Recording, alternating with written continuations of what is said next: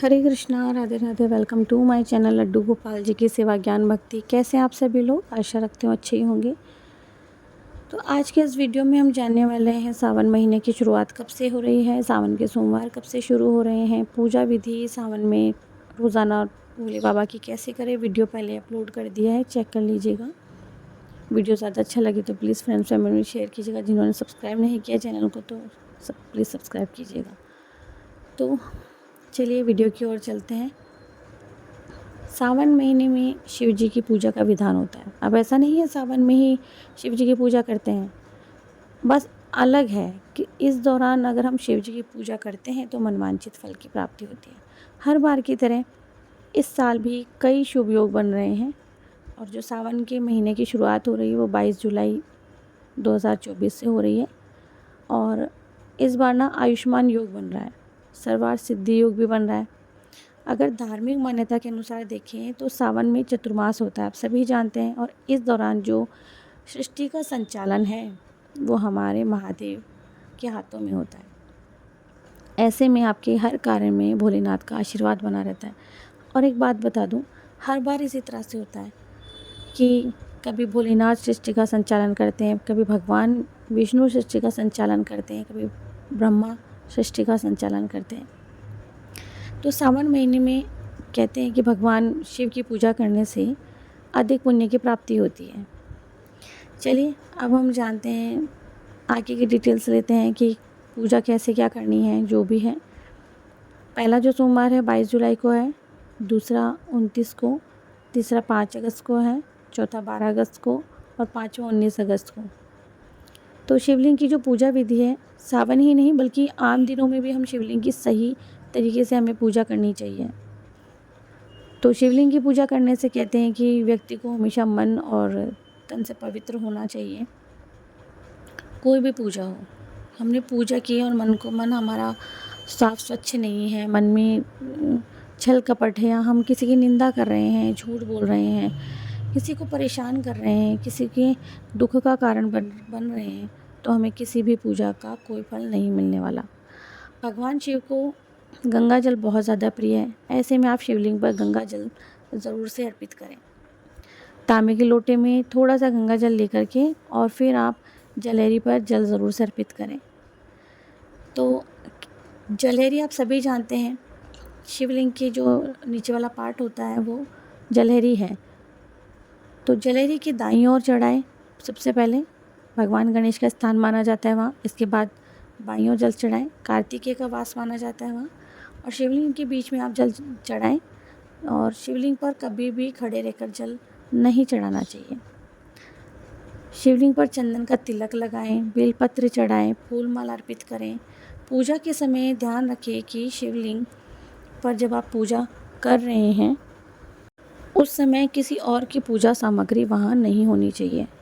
ऐसा भी माना जाता है कि शिवलिंग की हमेशा आधी परिक्रमा करनी चाहिए, पूरी परिक्रमा नहीं करनी चाहिए। सावन के महीने में भगवान शिव की पूजा में गंगा जल का होना और बेलपत्र का होना सबसे ज़्यादा ज़रूरी है।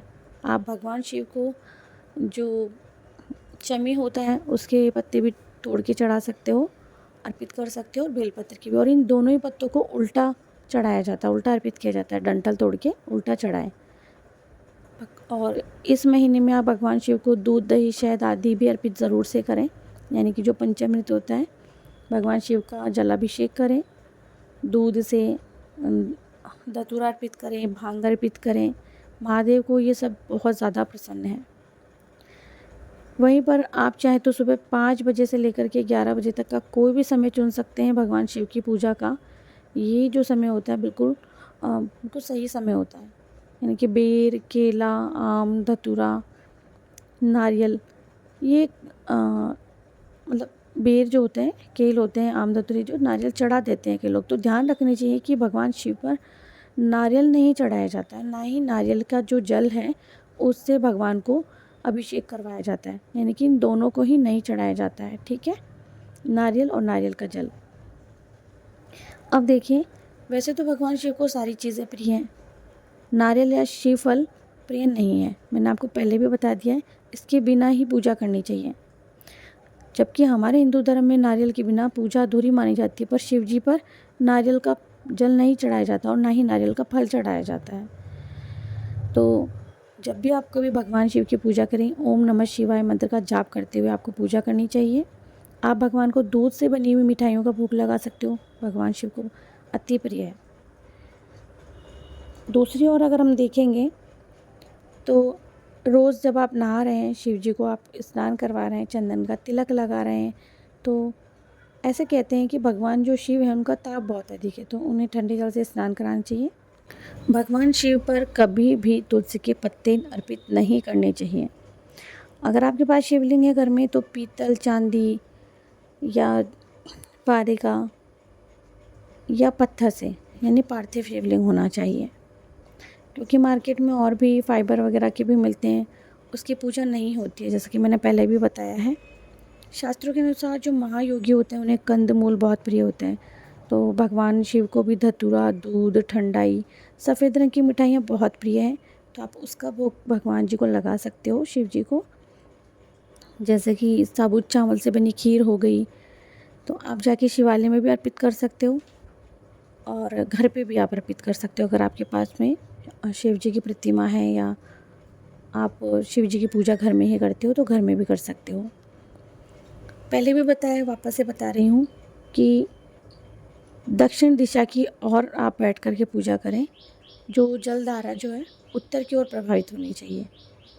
और शिव पुराण के अनुसार अगर आप देखिए, जो घर के आसपास जो भी शिव मंदिर है वहाँ प्रतिदिन एक लोटा हमें ज़रूर से अर्पित करना चाहिए, भले ही घर में शिवलिंग क्यों ना हो।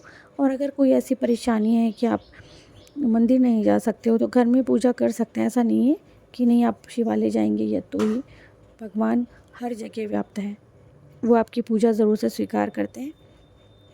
शिवलिंग पर चढ़ा हुआ जो जल है वो चरणामृत के समान माना जाता है।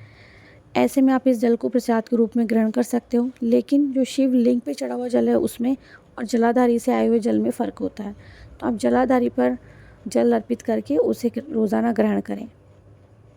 अगर आप इसका वर्णन देखेंगे तो आपको शिव पुराण के 22वें अध्याय में भी और जो 18वां श्लोक है उसमें मिल जाएगा कि शिवलिंग पर जल अर्पित करने से व्यक्ति को कई प्रकार के रोगों से मुक्ति मिलती है। आप शिव जी पर चावल ज़रूर से चढ़ाएं, बेलपत्र, मूंग, और शिव जी पर प्रतिदिन चंदन का लेप करें। अगर आप उन्हें त्रिपुर नहीं लगा रहे हैं तो चंदन का लेप कर सकते हो। और शिव जी की जो पूजा है, आप 4 पैर की पूजा होती है शिव जी की, तो आप कभी भी कर सकते हो, ऐसा नहीं है नहीं कर सकते हो। लेकिन जो विशेष समय मैंने बता दिया है कि पूजा कितने बजे से लेके कितने बजे तक करनी चाहिए। बेलपत्र तोड़ते समय ध्यान से तोड़ें। बेलपत्र कहीं से भी कटा फटा नहीं होना चाहिए, दाग धब्बे नहीं होने चाहिए, यानी कि दोषपूर्ण ही बेलपत्र आपको अर्पित करना है। वज्र और चक्र बेलपत्र खंडित होते हैं, इसलिए बिल्कुल भी इन्हें ना यूज़ करें, ना चढ़ाएं। ठीक। और शिव जी पर कितने बेलपत्र चढ़ाने चाहिए तो आपकी इच्छा है। अगर ज़्यादा बेलपत्र नहीं है तो केवल 1 बेलपत्र भी आप अर्पित कर सकते हैं, 3 भी कर सकते हैं, 11 बेलपत्र भी अर्पित कर सकते हैं।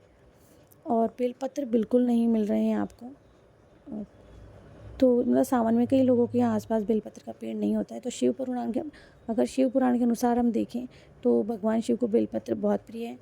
और बेलपत्र नियमित रूप से अगर आपको नहीं मिल रहे तो 1 बेलपत्र ही आप भगवान जी को अर्पित कर सकते हो। उसे जब वापस पूजा हो जाए उसके बाद में धोकर वापस रख सकते हैं और फिर आप उन्हें अर्पित कर सकते हैं।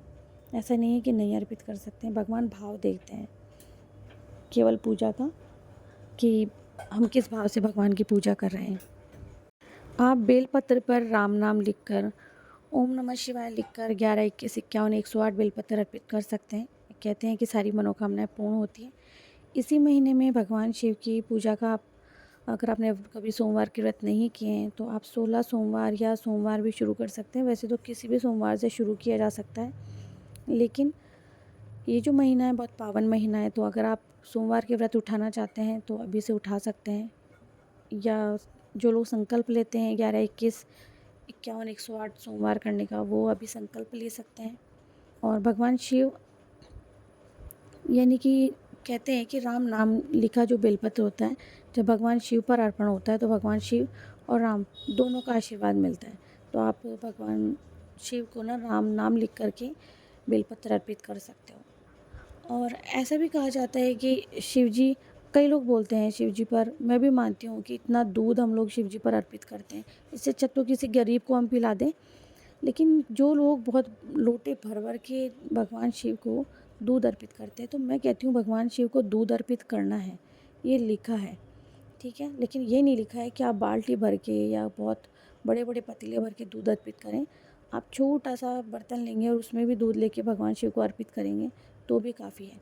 जैसे कि बहुत से लोग 1.25 किलो, 11 किलो या मन ऐसा करके दूध अर्पित करते हैं। तो केवल हमें दूध अर्पित करना है, ये नहीं देखना कि कितना अर्पित करना है। जैसे कि कहा था कि पूजा करनी है और भाव से करनी है। ऐसा नहीं पूजा की बहुत अधिक सामग्री हो तो ही पूजा होगी, अगर थोड़ी सामग्री है तो भी चलेगा। तो कोशिश की है मैंने आपको इस एक वीडियो में ही सब कुछ बताने का, कि मैं आपको बता दूं। तो भगवान शिव को सोमवार और प्रदोष का जो दिन है वो बहुत प्रिय होता है। अगर प्रदोष व्रत किसी ने नहीं लिया हुआ है और प्रदोष का व्रत शुरू करना चाहते हैं तो आप इस महीने से शुरू कर सकते हैं।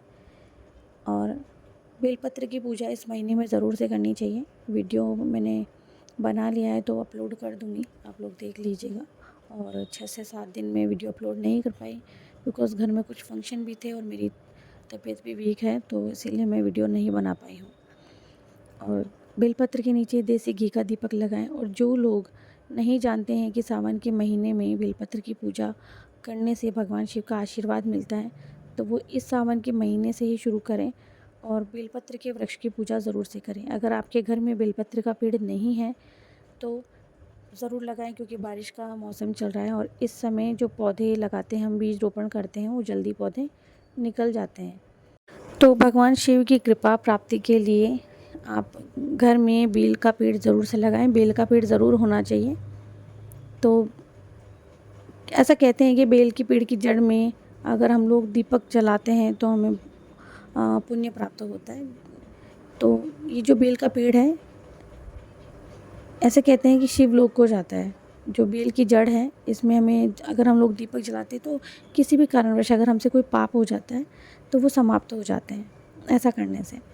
तो पूजा की पद्धति के अनुसार शिवलिंग पर जलाभिषेक कभी भी खड़े होकर अर्पित नहीं करना चाहिए। बार बार बताती रहती हूँ, कई लोग, मेरे हस्बैंड भी बहुत बार गलती करते हैं ऐसी, कि वो खड़े रहकर ही जल अर्पित कर देते हैं, बैठते नहीं हैं। तो मैं उन्हें भी बहुत बार समझा चुकी हूँ।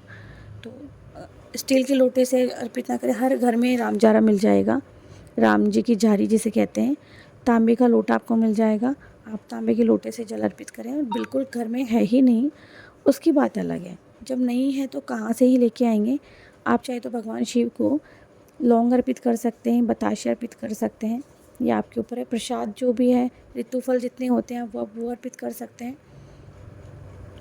हर एक चीज़ का अपने आप में अलग अलग महत्व है।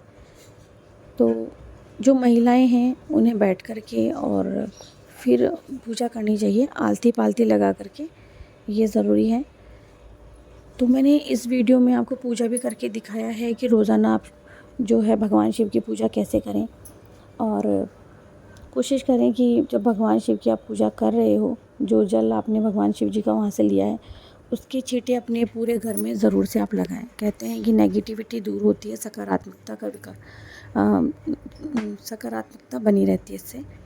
तो जहाँ तक था मैंने आई थिंक सब कुछ बताया है वीडियो में।